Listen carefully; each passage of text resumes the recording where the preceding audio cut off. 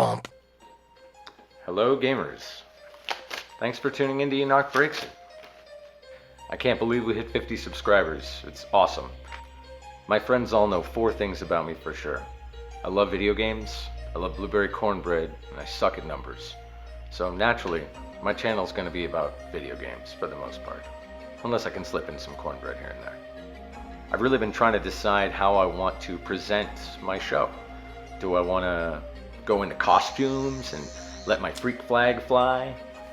Or do I want to perhaps play it cool and laid back?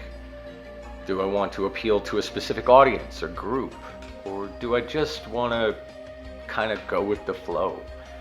To be honest with you, yes, to all of that. I'm into all of these things. I love restorations and I love working with older technology. I like reviewing content and playing video games, and I like making content. So I'm just gonna go with what I can do. When I started seeing all these amazing channels popping up online having to do with retro games and retro gaming and reviewing content and even developing content, I immediately felt a draw to join the community. The amount of information and the community that's available today to enjoy these experiences is profound and widespread. I'm going to have links in the description below for all of the creators that you see here, as well as all of the guides and different softwares that you might need to do anything from this video. Today I want to start a series called Rantommendations. In this, I'm going to go over some of my favorite video games and hopefully games that you too are going to fall in love with. I'll cover some things that maybe haven't been covered in other videos, maybe have been, but I'm also going to rant a bit about them, as if you love something, you probably know all of its flaws. All I can do is bring what I know to the table and try to have some fun with it. With that all being said, let's get started. Today's rantommendation is Parasite Eve for PlayStation 1.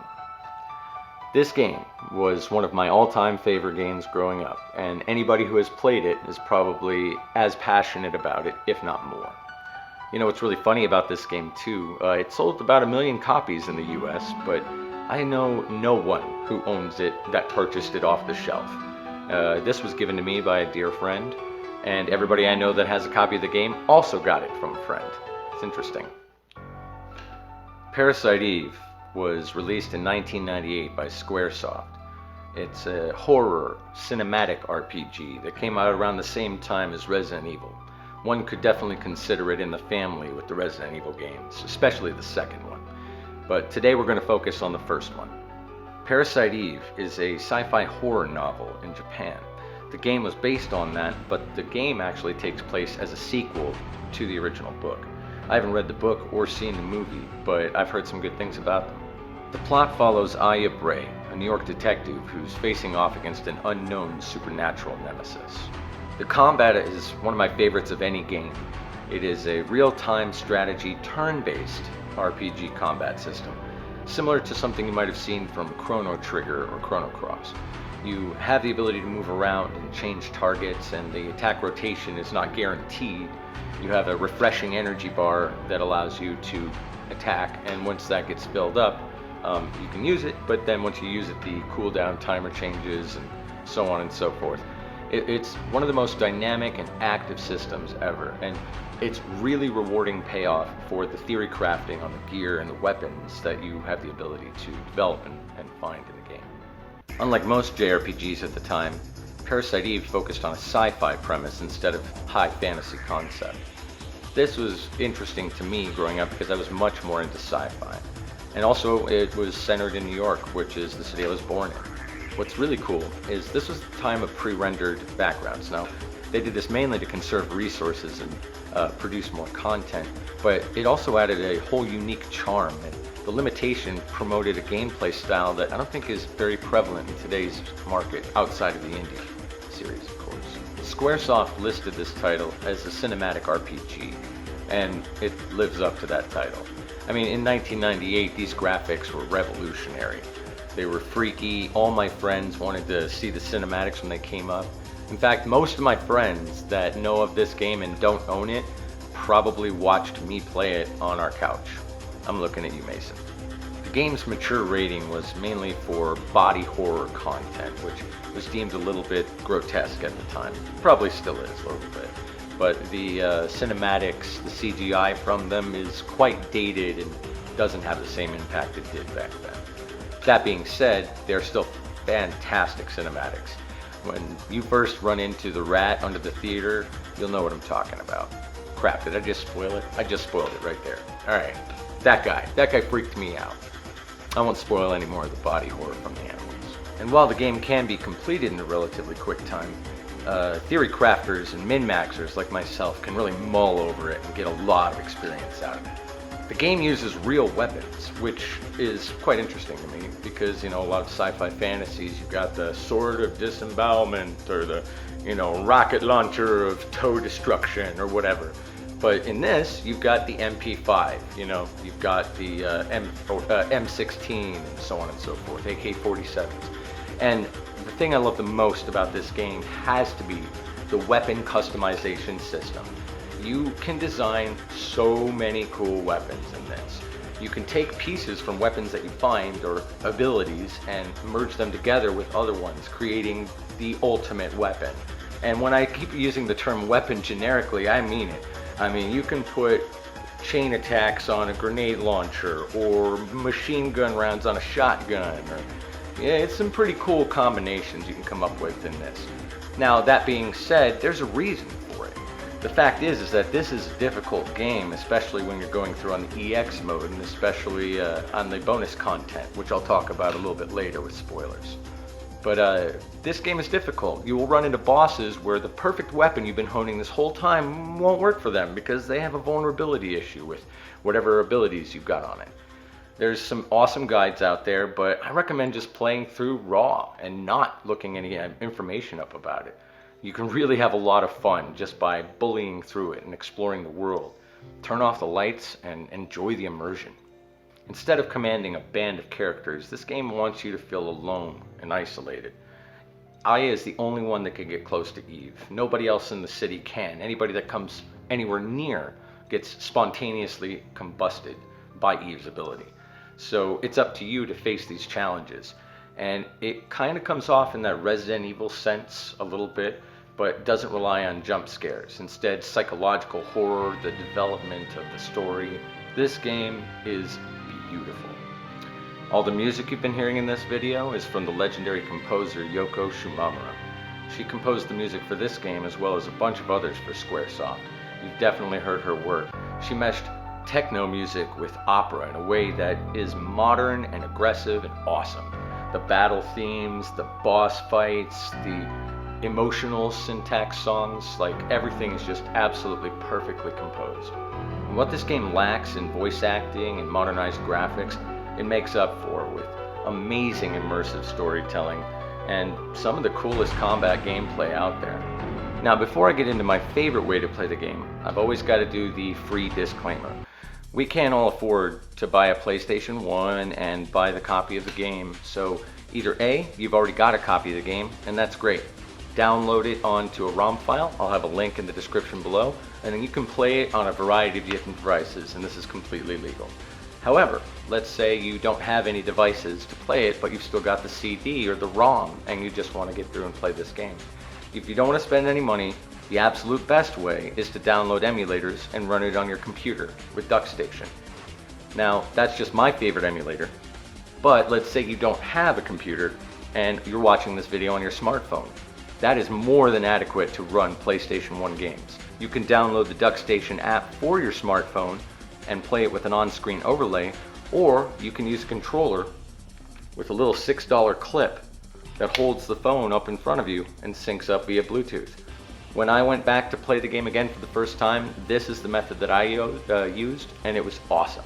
The benefits of playing this game via an emulator are numerous. Upgraded shaders, higher resolution, mods that you can add, and scaling for your monitor. It is definitely a really cool way to experience it. But if you want to feel the original experience, not use any save states, or like me, be tempted by save states, then my favorite way to play it in 2022 is actually on the PSP. The PSP is amazing.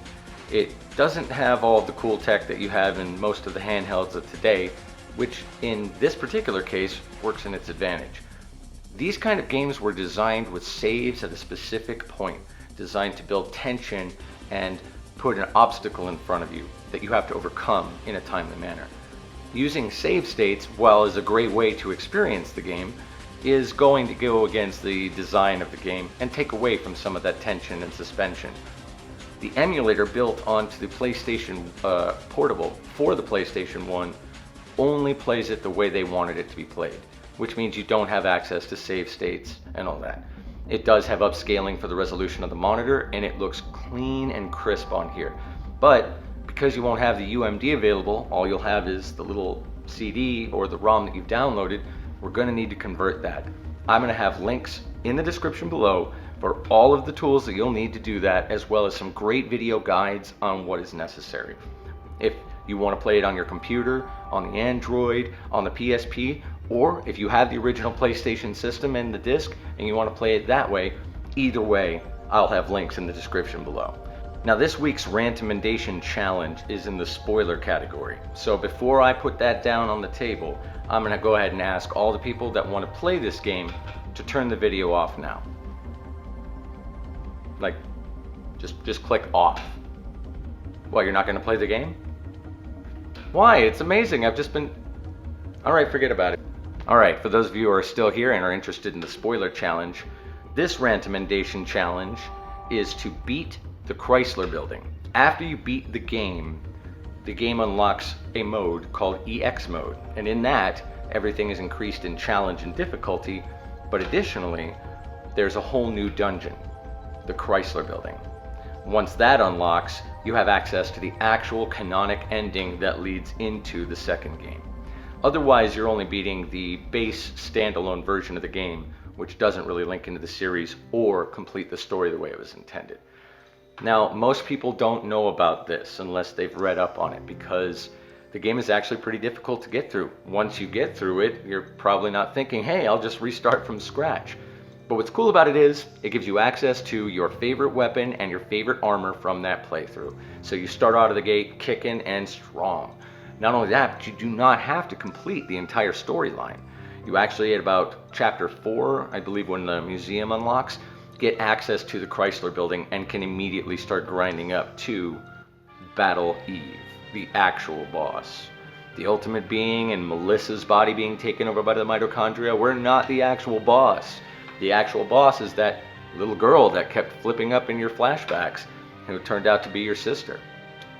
I won't give any more spoilers on that because it's one hell of a badass battle, and it will surprise you how hard it is after getting through 77 completely random floors that make up the Chrysler Building.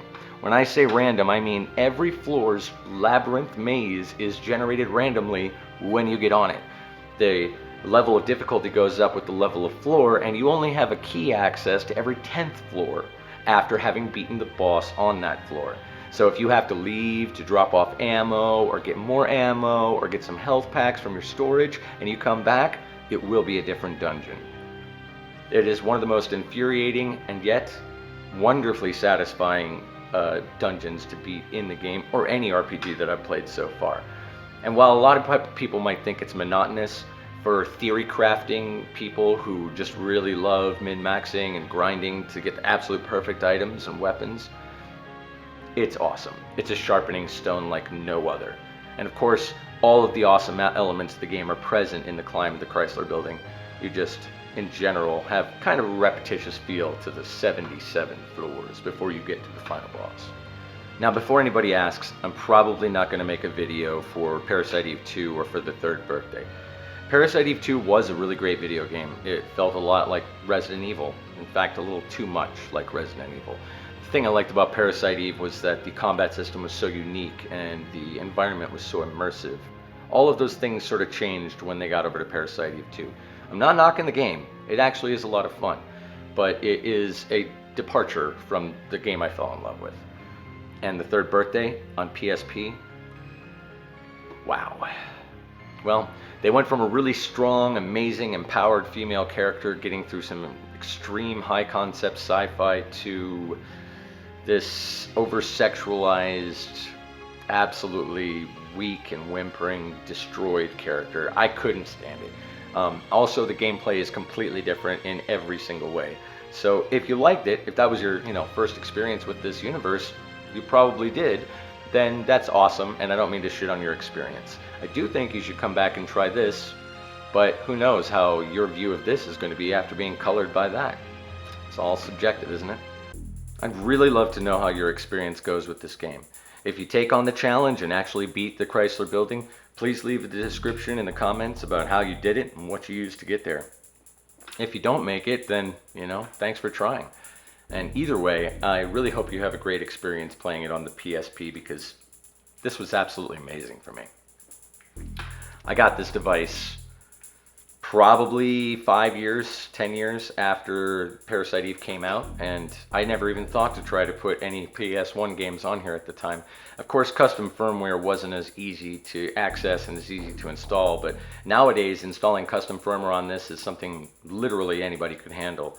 I'll put links in the description below on how to do it. Anyway, if you didn't know, now you know.